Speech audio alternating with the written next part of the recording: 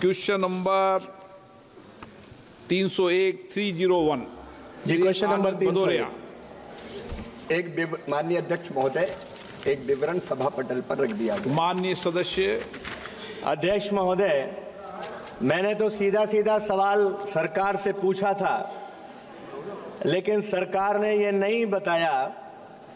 उन्होंने कहा कि हम न्यूनतम मजदूरी के साथ तुलना नहीं कर सकते क्योंकि किसान की मासिक आय क्या है इसकी जानकारी सरकार के पास नहीं है।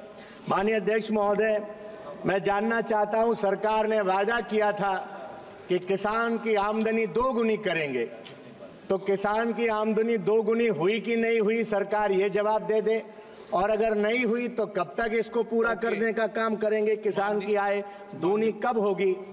या दूसरा मानी बाद में पूछ लेंगे, सप्लीमेंट्री में ना। माननीय अध्यक्ष महोदय, किसानों की आय के बारे में एनएसएस की एक रिपोर्ट, वही हम लोग प्रमाणिक मानते हैं। उसके अनुसार माननीय अध्यक्ष महोदय 2002-03 में ये आय थी 2115 रुपया महीना। ये बढ़कर 2018-19 में हो गई 10,218 रुपया महीना। और इसके बाद का सर्वे अभी नहीं हुआ, लेकिन मैं माननीय अध्यक्ष महोदय आपके माध्यम से सदन को यह बताना चाहता हूं कि प्रधानमंत्री श्रीमान नरेंद्र मोदी जी के नेतृत्व में किसानों की आय बढ़ाने के लिए निरंतर प्रयत्न किए जा रहे हैं। और उन प्रयत्नों को अगर आप देखें तो हमने 6 सूत्रीय रणनीति बनाई है। पहला, उत्पादन बढ़ाना। दूसरा, उत्पादन की लागत कम करना। तीसरा, उत्पादन के ठीक दाम देना। चौथा, अगर प्राकृतिक आपदा आए तो नुकसान की भरपाई करना। पांचवा, कृषि का विविधीकरण। और छठवां, जैविक और प्राकृतिक खेती को प्रोत्साहन। और इन उपायों के परिणाम स्वरूप माननीय अध्यक्ष महोदय 2019 में माननीय प्रधानमंत्री जी ने एक क्रांतिकारी फैसला किया कि फसलों के दाम, जो उत्पादन की लागत है उस पर कम से कम एमएसपी के दाम 50% लाभ देकर घोषित किए जाएंगे। और तब से घोषित हो रहे हैं ये लगातार। उत्पादन बढ़ाने के लिए माननीय अध्यक्ष महोदय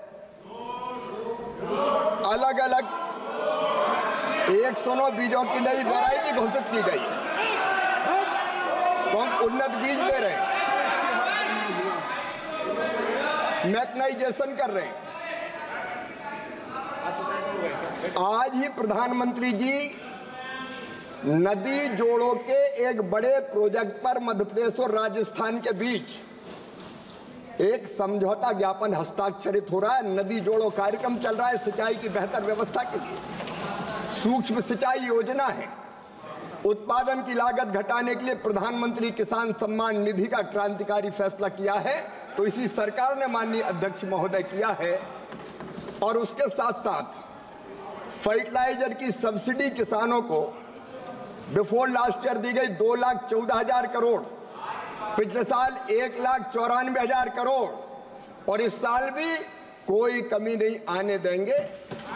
हम किसानों को कम ब्याज पर कर्जा देने का काम कर रहे हैं। किसानों को कम ब्याज पर कर्जा देने का काम कर रहे हैं। किसान क्रेडिट कार्ड है, मैकेनाइजेशन है, कृषि का, कृषि उपकरणों को सब्सिडी पर देने का हम काम कर रहे हैं। और एमएसपी पर रिकॉर्ड खरीद अगर की है तो इस सरकार ने माननीय अध्यक्ष महोदय की है। मैं आज तुलना में नहीं जाना चाहता, अगर मेरे मित्र चाहे तो मैं तुलना करके भी बता सकता हूं।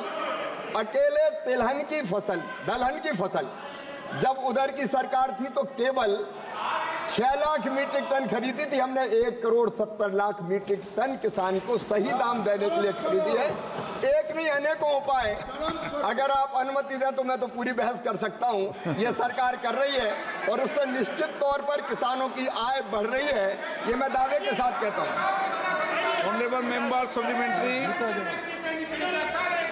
माननीय अध्यक्ष जी, इसमें कोई दो राय नहीं कि माननीय कृषि मंत्री जी जैसा लच्छेदार भाषण कोई नहीं दे सकता है। आप प्रश्न पूछिए। लेकिन जमीन पर हालात भाषण से अलग है।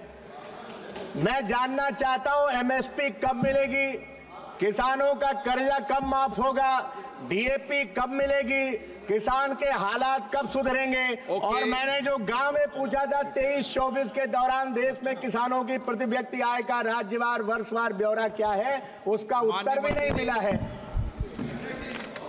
ये प्रश्न काल है, माननीय सदस्य, डिबेट का नहीं है। माननीय अध्यक्ष महोदय, मेरे भाषण में लच्छा तो कहीं था ही नहीं। मैंने तो सीधे सीधे तथ्य रखने की बात कही है। आपसे मैं कहना चाहता हूं, एमएसपी पर आज भी खरीद हो रही है। सोयाबीन हम अभी भी खरीद रहे हैं और तेलंगाना में तो कांग्रेस की सरकार है। तेलंगाना की सरकार ने कहा कि सोयाबीन का किशन रेड्डी जी बैठे और ज्यादा खरीदना, टारगेट बढ़ा, तो उसकी अनुमति देने का काम भी इसी सरकार ने किया है। माननीय अध्यक्ष महोदय, अधिसूचित फसलों की एमएसपी पर खरीद हो रही है, डीएपी लगातार आ रहा है, किसानों की आय बढ़ाने के निरंतर प्रयत्न किए जा रहे हैं।